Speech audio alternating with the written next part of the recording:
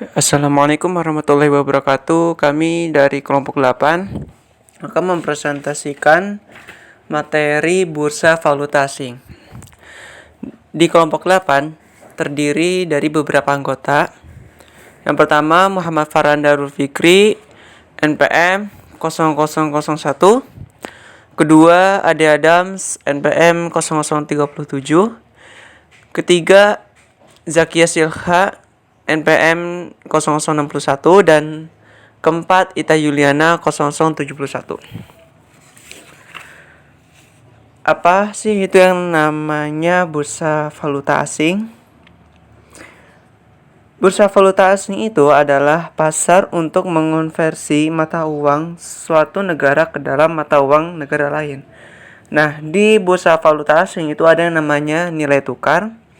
Nilai tukar secara sederhana dimaknai sebagai nilai di mana satu mata uang diubah menjadi mata uang lain. Misalnya, kita menggunakan bursa valuta asing untuk mengonversi dolar untuk memperoleh dari penjualan mobil di Amerika Serikat ke dalam won Korea.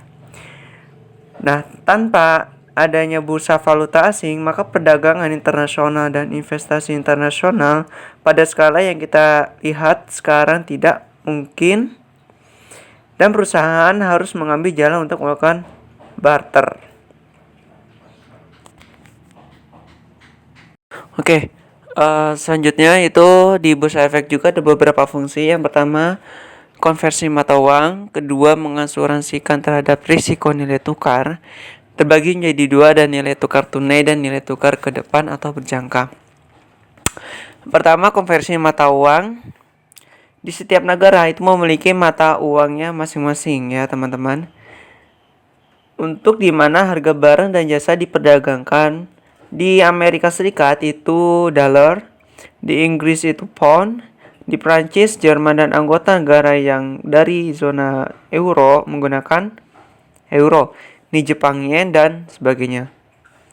Nah, secara umum dalam batas-batas suatu negara tertentu, seseorang harus menggunakan mata uang nasional. Seorang turis Amerika itu tidak bisa membeli sebotol whisky di Skotlandia karena turis tersebut itu menggunakan dolar untuk membeli sebotol whisky Skotlandia. Nah, dolar tersebut itu tidak diakui sebagai alat pembayaran yang sah di Skotlandia. Turis itu harus menggunakan pound sterling Inggris dan seperti itu. Yang kedua ada mengasuransikan terhadap risiko nilai tukar. Nah, itu merupakan sebuah kemungkinan bahwa perubahan tak terduga dalam nilai tukar pada masa depan akan memiliki konsekuensi yang merugikan bagi suatu perusahaan. Nah, ketika perusahaan itu menjamin diri terhadap risiko nilai tukar, yang kita katakan bahwa itu termasuk dalam lindung suatu nilai untuk terus ada yang A itu nilai tukar. Nilai tukar tunai itu adalah nilai yang dimana agen valuta asing mengkonversi satu mata uang ke mata uang lainnya pada hari tertentu.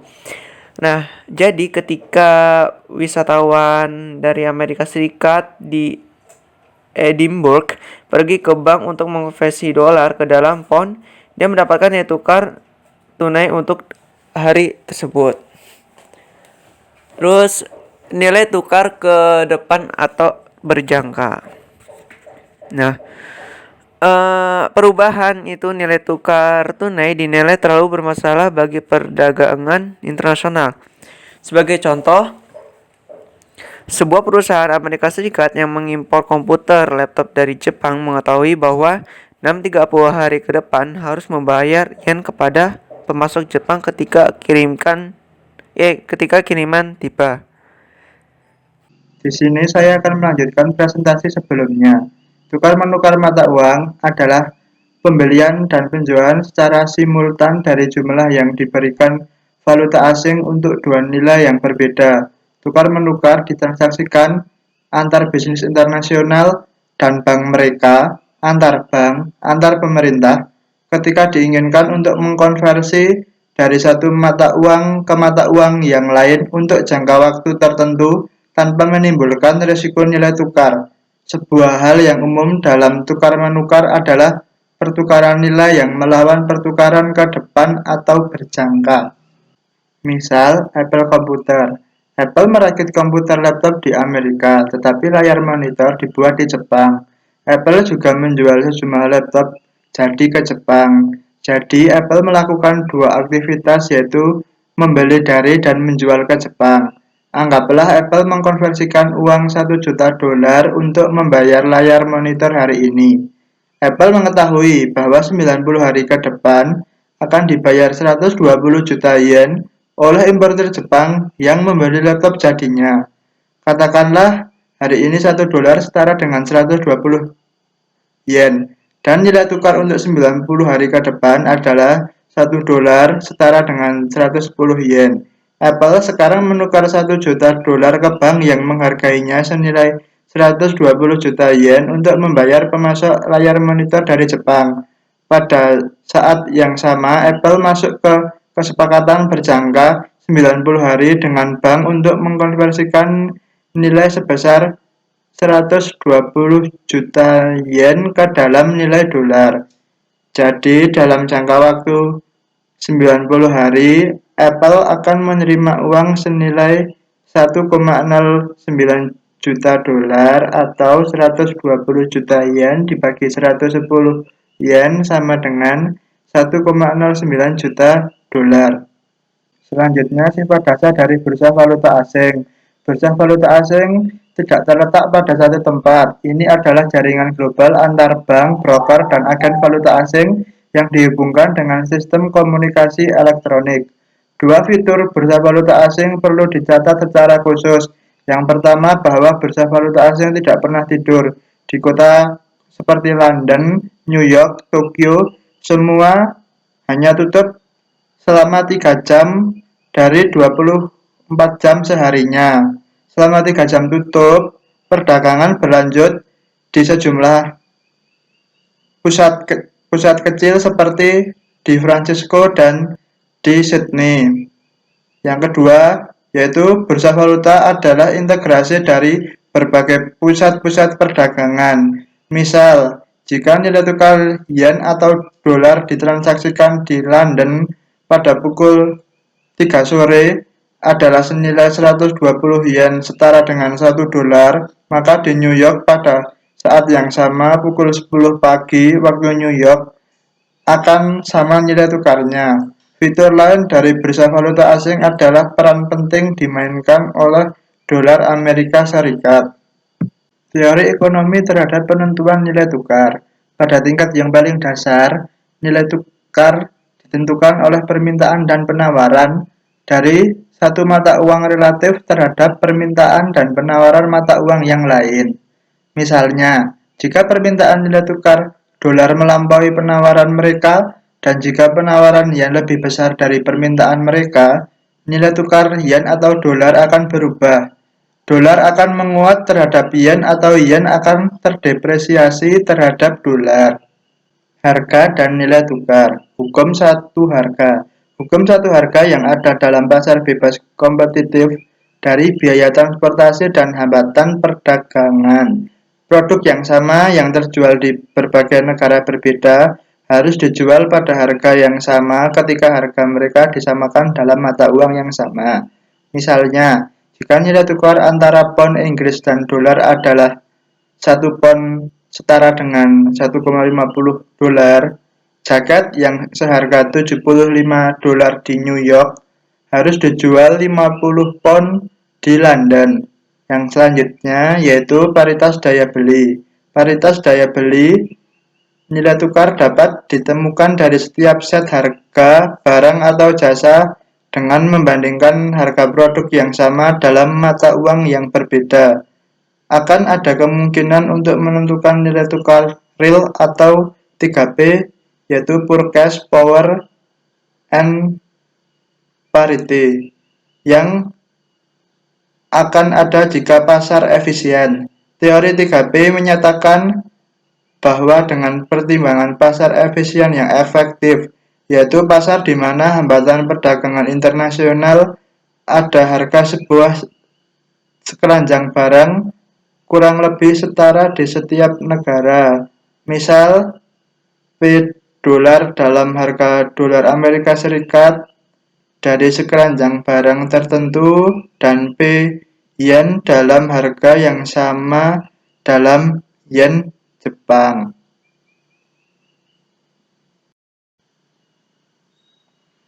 Teori 3B memprediksi bahwa nilai tukar dolar atau yen dolar per yen setara dengan dolar per yen sama dengan P dolar per P yen. Jadi pada awal tahun jika sekeranjang barang seharga 200 dolar di Amerika Serikat dan 20.000 yen di Jepang, teori 3B memprediksi bahwa nilai tukar dolar per yen harus senilai 200 dolar per 20.000 yen atau 0,01 dolar per yen dalam kurung 1 dolar setara dengan 100 yen. Langkah berikutnya teori 3B adalah untuk menyatakan bahwa nilai tukar jika harga relatif berubah. Misal ada inflasi harga di Amerika Serikat, sementara harga di Jepang meningkat 10%.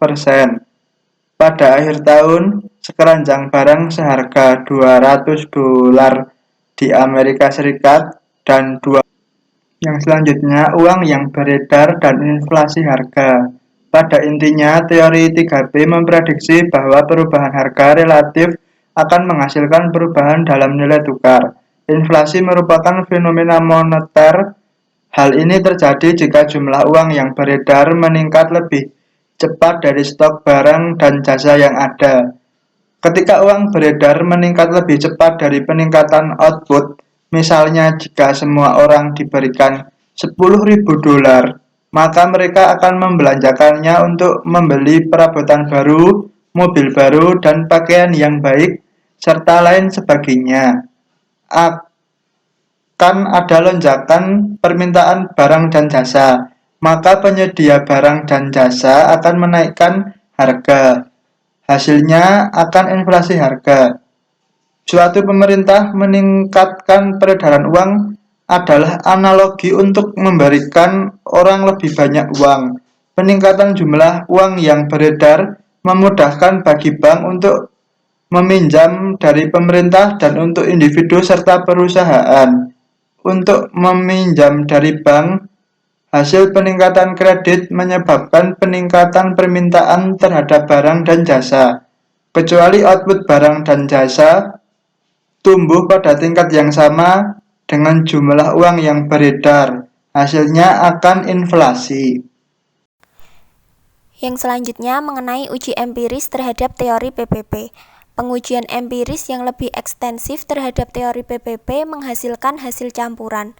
Teori PPP tampaknya menghasilkan prediksi yang relatif akurat jangka panjang, namun kurang berguna untuk memprediksi pergerakan nilai tukar jangka pendek.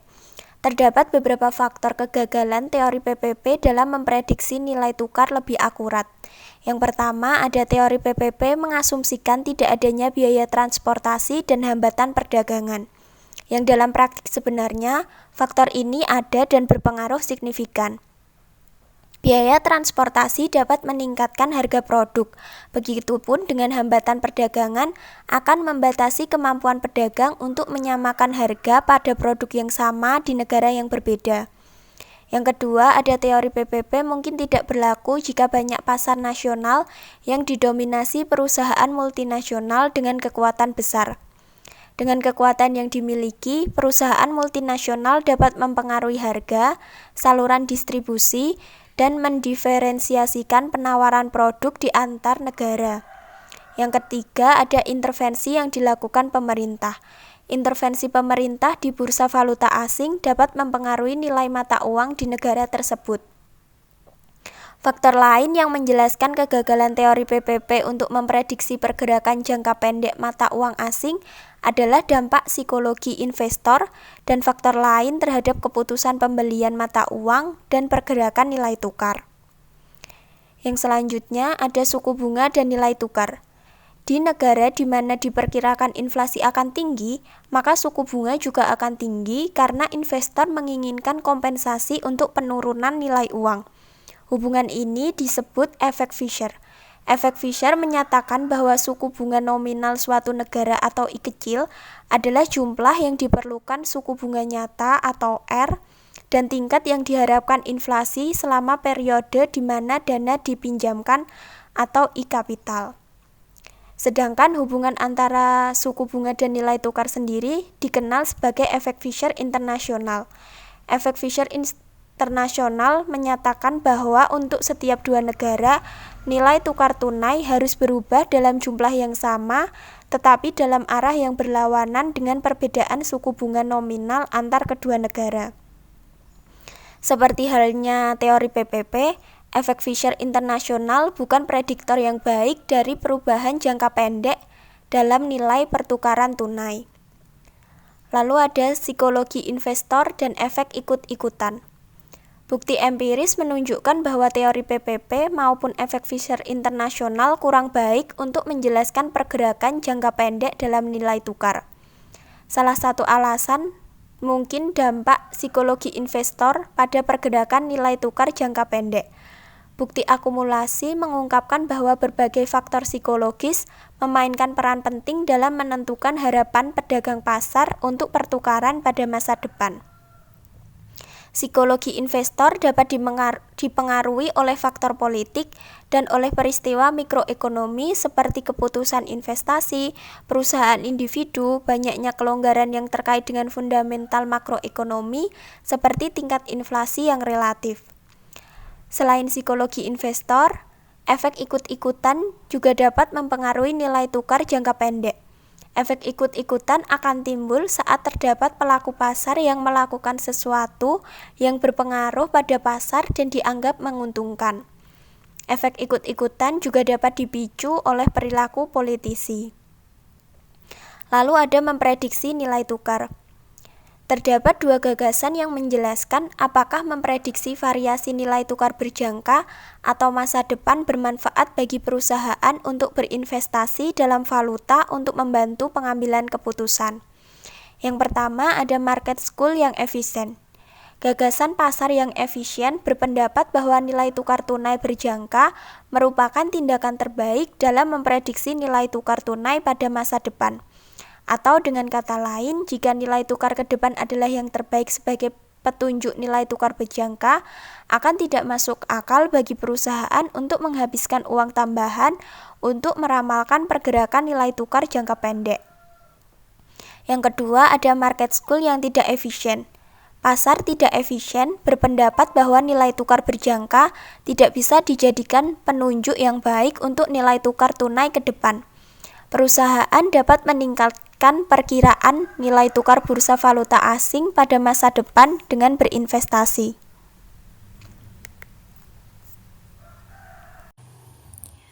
Saya akan melanjutkan presentasi dari Silha. Nah, yang selanjutnya yaitu ada analisis fundamental dan juga analisis teknis. Nah, yang pertama yaitu analisis fundamental. Nah, analisis fundamental itu mengacu pada teori ekonomi untuk membangun model ekonometrik canggih untuk memprediksi pergerakan nilai tukar variabel yang terkandung dalam model sejenis yang mencakup hal-hal seperti pertumbuhan relatif uang yang beredar, tingkat inflasi, dan juga suku bunga. Nah, selain itu, ada juga variabel yang berhubungan dengan posisi neraca pembayaran. Untuk defisit pada rekening neraca pembayaran saat itu dan juga untuk menciptakan tekanan yang dapat mengakibatkan depresiasi dari mata uang negara di bursa valuta asing.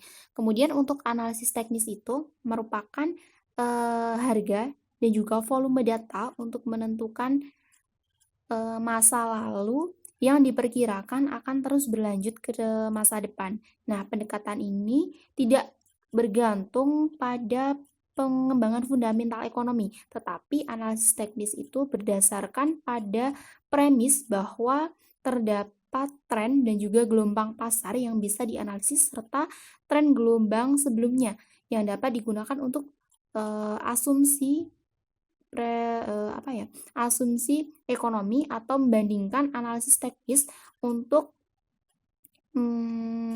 skep untuk analisis teknis yang telah mengalami kemajuan dalam beberapa tahun terakhir. Yang selanjutnya yaitu konvertibilitas mata uang. Nah, sampai titik ini kita mempunyai asumsi yang tidak valid bahwa mata uang dari beberapa negara adalah bebas untuk dikonversi ke mata uang lainnya karena pembatasan oleh pemerintahnya. Nah, sejumlah besar mata uang tidak bebas untuk dikonversi ke mata uang lainnya. Nah, mata uang negara dikatakan dapat dikonversi secara bebas ketika pemerintah negara tersebut mengizinkan baik warga negara maupun bukan warga negara untuk membeli sejumlah mata uang asing yang tidak terbatas. Nah, sedangkan mata uang asing yang dapat dikonversi secara eksternal yaitu ketika bukan warga negara yang boleh mengonversikan mata uang tersebut ke dalam mata uang asing tanpa ada pembatasan. Sedangkan untuk mata uang yang dikatakan tidak dapat dikonversikan ketika baik warga negara maupun bukan warga negara tidak diperbolehkan untuk mengkonversi ke dalam mata uang asing. Nah, di sisi lain banyak negara menempatkan beberapa pembatasan terhadap kemampuan warga negaranya untuk mengkonversi mata uang domestik ke dalam mata uang asing. Nah, kebijakan konvertibilitas eksternal atau pembatasan berkisar dari relatif kecil seperti pembatasan jumlah mata uang asing yang mungkin mereka ambil dari negara mereka kunjungi atau kebesar seperti pembatasan kemampuan perusahaan domestik untuk mengambil mata uang asing dari suatu negara. Nah, pembatasan konvertibilitas eksternal itu dapat membatasi kemampuan suatu perusahaan dalam negeri untuk berinvestasi ke perusahaan yang berada di luar negeri, tetapi mereka dapat memberikan beberapa permasalahan kepada perusahaan asing yang ingin melakukan bisnis di negara tersebut. Seperti itu. Kemudian, penyelesaian masalah mata uang yang tidak dapat dikonversi. Perusahaan itu dapat menangani masalah mata uang yang tidak dapat dikonversi dengan terlibat dalam kontrtade atau perdagangan dengan pertukaran barang. Nah, kontrtade itu mengacu pada berbagai perjanjian seperti barter di mana barang dan jasa dapat diperdagangkan untuk barang dan jasa lainnya. Nah, kontrtade itu bisa masuk akal ketika mata uang suatu negara tidak dapat dikonversikan. Sebagai contohnya, ambil contoh dari Indonesia saja. Pada tahun 2003, pemerintah Indonesia itu mendatangkan kontrtade dengan lebih di mana Libya setuju untuk membeli barang Indonesia senilai 540 juta US dollar. Nah, termasuk antara lain itu ada tekstil, teh, kopi, elektronik, plastik, dan juga suku cadang mobil dalam pertukaran untuk 50.000 barel per hari minyak mentah Libya. Nah, untuk seberapa penting kontrtade? Nah, seberapa penting apa sih kontrtade itu? Nah, 20 tahun lalu sejumlah besar mata uang yang tidak dapat dikonversikan ada di dunia dan kontrtade itu cukup signifikan. Namun, dalam beberapa tahun terakhir banyak pemerintah telah membuat mata uang mereka bebas dikonversikan dalam persentase perdagangan dunia yang melibatkan kontrtade mungkin di bawah dari 10%. Nah, itu mata uang yang tidak dapat dikonversikan. Kemudian ada risiko valuta asing. Di sini ada 3 risiko valuta asing. Yang pertama yaitu eksposur transaksi, yang kedua eksposur translasi, yang ketiga eksposur ekonomi. Nah, kita akan bahas yang pertama dulu. Yang pertama yaitu eksposur transaksi. Nah, eksposur transaksi itu adalah sejumlah mata uang fluktuasi nilai tukar yang mempengaruhi perdagangan dari transaksi perorangan. Nah, eksposur tersebut meliputi kewajiban untuk pembelian atau penjualan barang dan jasa dengan harga yang telah disepakati sebelumnya, atau pinjam-meminjam dana dalam mata uang asing. Kemudian yang kedua yaitu eksposur translasi. Nah, eksposur translasi itu adalah dampak dari perubahan nilai tukar mata uang terhadap laporan keuangan yang dilaporkan perusahaan. Nah, eksposur translasi itu berkaitan dengan pengukuran saat peristiwa masa lalu atau hasil perhitungan keuntungan atau kerugian yang dikatakan belum direalisasikan. Nah, kemudian yang ketiga yaitu eksposur ekonomi. Sedangkan eksposur ekonomi itu sejauh mana daya produktif internasional suatu perusahaan pada masa depan yang dipengaruhi oleh perusahaan nilai tukar. Nah, eksposur ekonomi itu berkaitan dengan dampak jangka panjang dari perubahan nilai tukar dalam harga pada masa depan atau penjualan dan juga biaya. Nah, ini berbeda dengan eksposur transaksi yang harga pada masa depan atau penjualan dan biaya itu berkaitan dengan pengaruh perubahan nilai tukar terhadap transaksi-transaksi individualis. Kemudian yang selanjutnya yaitu ada taktik yang menjamin terhadap transaksi dan eksposur. Nah, ada 3. Yang pertama yaitu mengurangi translasi dan eksposur transaksi. Kedua, mengurangi eksposur ekonomi. Ketiga, pengelolaan risiko nilai tukar. Nah, sebelum bahas hal tersebut, taktik yang menjamin terhadap transaksi dan eksposur itu meliputi pembelian ke depan, tukar-menukar uang, penyegaran dan penundaan pembayaran utang, piutang, manipulasi harga transfer dan menggunakan pembiayaan utang lokal, mempercepat pembayaran dividen. Nah, untuk taktik yang menjamin terhadap transaksi dan eksposur, yang pertama yaitu mengurangi translasi dan eksposur transaksi. Sejumlah taktik dapat membantu perusahaan meminimalkan transaksi dan eksposur translasi. Taktik ini terutama melindungi arus kas jangka pendek dari perubahan yang merugikan dalam nilai tukar. Kemudian yang kedua yaitu mengurangi eksposur ekonomi. Sedangkan mengurangi eksposur ekonomi itu membutuhkan pilihan strategis yang mampu mengelola keuangan. Atau kunci utamanya itu untuk mengurangi eksposur ekonomi yaitu mendistribusikan aset produktif perusahaan ke bagian lokasi sehingga kesejahteraan atau keuntungan perusahaan jangka panjang tidak dipengaruhi oleh perubahan yang merugikan dalam nilai tukar. Nah, ini adalah strategi perusahaan, baik besar ataupun perusahaan yang kecil. Nah, kadang harus benar-benar diimplikasikan. Misalnya, takut bahwa euro akan terus menguat terhadap dolar Amerika, ataupun beberapa perubahan Eropa yang melakukan bisnis yang signifikan di Amerika Serikat, ataupun taktik pendirian fasilitas produksi, lokasi di pasar untuk memastikan bahwa naiknya euro tidak tidak menempatkan mereka pada kerugian yang kompetitif atau relatif terhadap nilai atau rival lokal mereka, ataupun hal-hal lain yang dapat merugikan eksposur ekonomi. Kemudian ada pengelolaan risiko nilai tukar. Nah, perusahaan itu perlu mengembangkan mekanisme untuk memastikan bahwa menjalankan atau melakukan taktik strategis yang tepat untuk untuk meminimalkan eksposur valuta asing. Nah, meskipun tidak ada kesepakatan secara universal tentang komponen mekanisme dari beberapa langkah-langkah lain untuk mengelola risiko nilai tukar, di sini ada beberapa hal untuk minimalkan atau untuk mengelola risiko nilai tukar. Yang pertama yaitu melakukan kontrol pusat eksposur yang dibutuhkan untuk melindungi sumber daya secara efisien dan memastikan bahwa masing-masing mengadopsi campuran taktik dan strategi yang benar.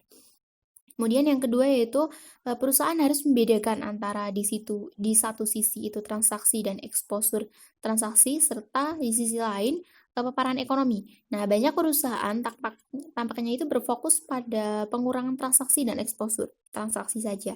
Nah, hal itu dapat memberikan sedikit perhatian terhadap paparan ekonomi, di mana mungkin lebih mendalam untuk jangka panjang.